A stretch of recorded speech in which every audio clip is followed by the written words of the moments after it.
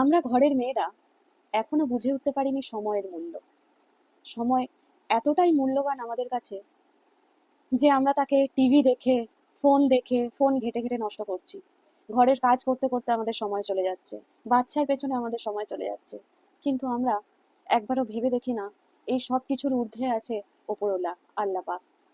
তার ভয়ে আমরা যত খারাপ জিনিস ত্যাগ করব, যত খারাপ জিনিসের নেশা থেকে বেরিয়ে আসবো, যেমন মোবাইল স্ক্রল করা, টিভি সিরিয়াল দেখা, সিনেমা দেখা, এইসব মিথ্যে আসক্তিতে বন্দী না হয়ে আমরা যদি আল্লাহর দিকে ফিরে আসি, আল্লাহর ভয়ে যদি আমরা এগুলোকে ছেড়ে আল্লাহর দিনের পথে এগিয়ে আসি, আল্লাহ এর থেকেও বেশি মূল্যবান জিনিস, আনন্দের জিনিস আমাদের জন্য তুলে রেখেছেন।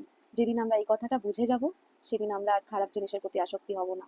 আল্লাহর ভয়ে আল্লাহর দিনের পথে যেদিন আসবো, 5 ওয়াক্ত নামাজ আদায় করব, তাহাজ্জুদের নামাজ আদায় করব, সবকিছুর ঊর্ধ্বে সংসার সামলেও যেদিন আমরা দিনকে প্রায়োরিটি দেব, সেদিন আমাদের